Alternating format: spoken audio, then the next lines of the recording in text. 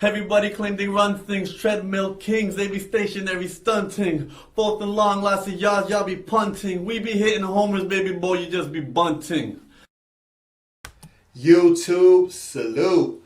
Here with Monday Mail Day number 16. Yes. We are back once again to answer questions from the subs. So if you're new to my channel, thumbs up the video, hit the subscribe button, click the bell icon to be notified when I upload new content and go live. Also cast your vote for Kofi's Hip Hop Hall of Fame. That link is in the description, and check out the interviews with Kimbada, Beat Out the God, John Connor, Il Mac, J. Wu the Damager, self-titled, all in the interview playlist. Alright, let's start with the first question. Lucky, do you think Ransom and Beanie the Butcher sound and look alike? Who has the better bars and lyrics with concepts? They don't look alike to me, no.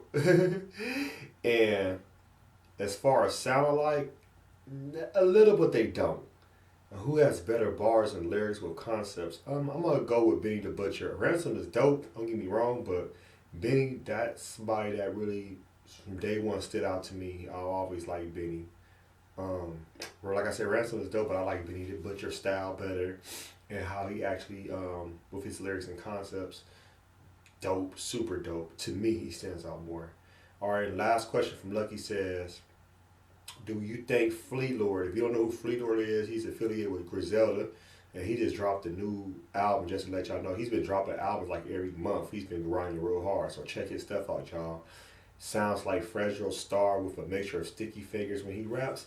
You know what? He kind of does. He kind of does, but he still has his own unique style. But I know what you're talking about, though. Like Fragile voice mixed with sticky fingers, but he don't sound like them, but it's like a hybrid of Fragile Star and Sticky Fingers, but it's still like amplified with a different tone. So yeah, I know what you're talking about. Yeah. That's a good question, Lucky. I'm glad you asked that. Thank you. All right, Wu-Pack AP, what's up, homie? And it was great to see you in the live on Saturday. Best Tupac Machiavelli album. Damn. I'm going to go with Me Against the World and Machiavelli. Those are my favorite two Tupac albums. I love All Eyes on Me, don't get me wrong. But that was a double album. And it wasn't, I mean, I know Tupac was putting so much done, but he was taking tracks from other Death Row artists like, give me this track from Dr. Dre, give me this track from Snoop Dogg, give me this track from Dogg Pound. Like, he was taking their tracks and just adding on his stuff. So it wasn't cohesive like how Machiavelli was or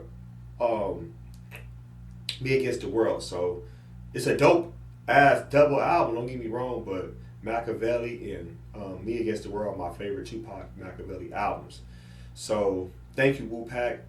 Cliff Booth with the last question. Why is the mass hip hop propaganda media pushing everyone to put Eminem in their top 10? And if not, you're a sucker, or hey, your thoughts on this stupidity, and why is it a problem when other rappers say, nah, he is not, then you got Crooked Eye riding the nuts of Eminem, calling him the greatest. By the way, Crook, you know Slaughterhouse is no more, can stop it now. I think people want Eminem to be the #1 rapper of all time. Now, Eminem has sold records. We're not even gonna, disrespect him as him selling his records. Okay, I'm gonna agree to that. He's not a whack artist. So a lot of people say when you don't have him in the top 10, 20, or 50, he's whack. No, he just probably don't fit your style. He don't fit my style. I used to rock with Eminem back in the day. Like, oh, this fool kind of tight. But I felt like, hold up, you're not growing. I don't see no substance in your rhymes. I didn't want to mess with him no more. So that's why they said, I can't deal with this. Now, moving forward, I think hip-hop media pushes Eminem because they want this great white hope. Remember, think about it. Even in basketball, remember in the early 2000s, they wanted white Jason Williams. They called him white chocolate. They wanted him to be the man, but he wasn't the man.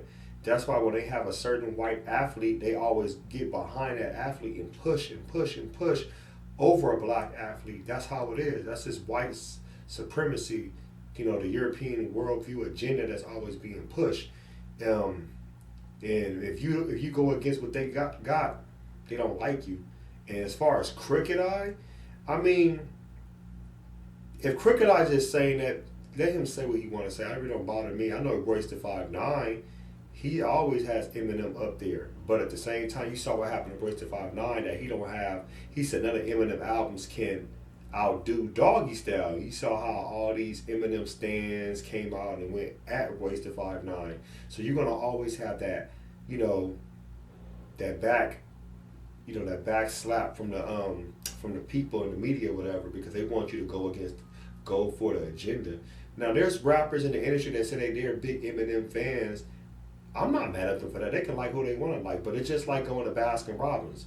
If you get butter pecan and I get cookies and cream, there's nothing wrong with that. We getting ice cream, doesn't matter. Everybody not supposed to like everybody, That's how it's supposed to be. But everybody out here is just so stuck in their own world and they can't think for their own selves. But those are all the questions for Monday Mail Day number 16. Thank you so much. Be sure to tune in next week when we do Monday Mail Day number 17. And if you want to know how you can submit your questions, this is what you do. I usually put a post in the community tab. Check the community tab on my channel, usually by Friday or Saturday, and you can submit your questions right there. You have 2 questions max, so just to let you know. So until next time, salute.